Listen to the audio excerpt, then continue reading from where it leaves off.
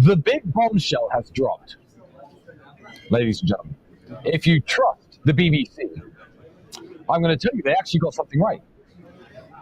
The BBC got access to the case file, the indictment that was submitted to judges to say these men are human traffickers and these men are guilty. Now, this is a bombshell, ladies and gentlemen, and the BBC actually reported factually. So you would think, after 1.5 years of investigating me, after spying on me and following me for 6 months, after locking me in a prison cell for 3 months, after going through every electronic device I have ever owned, after searching every property that I have ever had, after talking to every girl who I have ever made love with, they have completed this indictment to show the judge that I'm a human trafficker, and the BBC have got their hands on it. And the BBC are leaking information from the file. So given the millions of dollars spent, millions spent trying to prove I am something I'm not, given the massive amounts of human resources used to try to prove that I'm a human trafficker, the indictment says, the bombshell, the worst thing the BBC could possibly find, because believe me, they want to find the worst thing, is that I once referred to my girlfriend as a slave. Think about that. BBC, if you're listening, that isn't the bombshell that you think it is.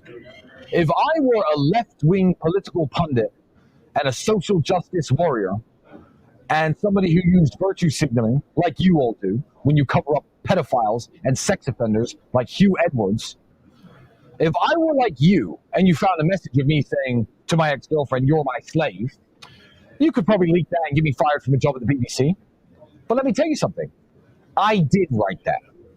All of my WhatsApp conversations for my last 4 years were read in fine detail by the authorities to try to prove that I'm a human trafficker, okay?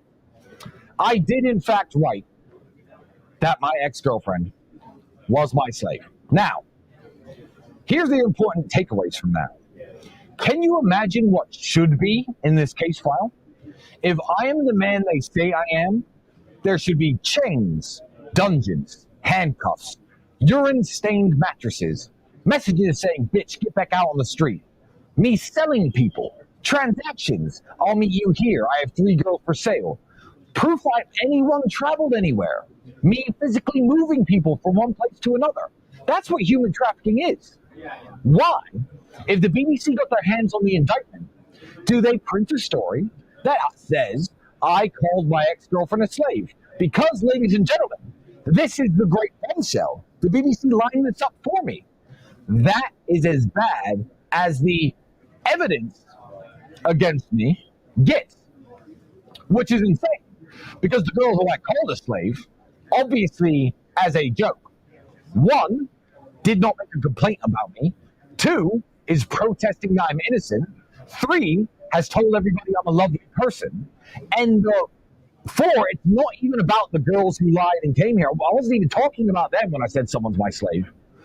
So you have to ask yourself a question. Does me once saying on WhatsApp, "Oh, don't worry, she'll clean the house, she's my slave," does that merit locking me, my brother, and my friends up in a fucking prison for 3 months, subjecting us and our families to the worst forms of physical and psychological torture, locking us in our houses? I haven't been free since December 2022. I'm still not free now. If I leave the city limits of Bucharest, I will be arrested and thrown back in jail because I once said a girl is my slave. I did say that, BBC. You got that right. But you have miscalculated how underwhelming that is as a bombshell after this level of media storm and investigation. Yeah. Let me give you another example while I light my cigar with my $55,000 lighter. If you're one of the investigators, obviously trying to put me in jail, if you're an immoral person, you'll never own one of these. Gotta put God first. Start doing the right thing.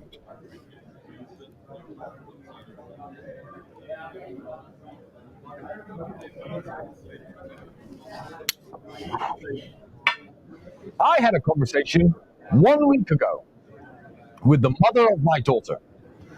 She sent me an image of my daughter drawing with crayons on the walls of the house.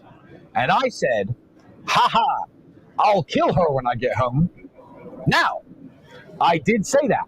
Cut it up, take it out of context as much as you like, spread it around the world.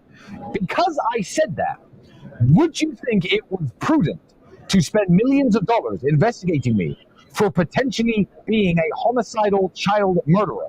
Would you think it prudent to take me and my brother and my friends and lock us in prison for month after month after month while you investigated the possibility that we run an organized criminal group that conspires to kill children when no children are harmed, no children are murdered, no crime has ever taken place, but I did say in a message, I'll kill her when I get home. That is exactly the same as what has happened to me, ladies and gentlemen, because the core of the evidence, the piece of evidence that makes me look the worst, is me saying, this girl's my slave, she'll clean the house, she's my slave. Does that mean I enslave people? I am a half-black man. I am a descendant of African-American slaves. Does me making a joke that my ex-girlfriend was my slave mean that I'm in fact a slave owner? You can make up your own minds, ladies and gentlemen. I encourage all of the affiliates and TikTokers out there to cut this argument up and put it out there, because this is the bombshell that the BBC have dropped.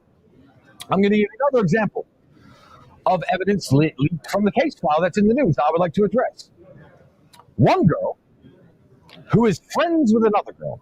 We've all seen, I'm not allowed to talk to these people, and I do not talk to these people. I want to make that perfectly clear. We've all seen the girls online saying, I'm a victim in this case file. I've told the police to take me out. I'm not a victim. This is my friendship group. They're all my friends. No one's human trafficked. Drop the investigation. This is bullshit. Everyone's seen those girls. These are girls in the case file listed as victims. Everyone's seen them protest my innocence online probably 20, 30 times. They keep doing it. I'm not telling them to. I have no communication with them. But because they care about us and they care about Georgiana, Luana, and the other girls involved in the case, they are actively fighting to get their names removed as victims from the case file. Now,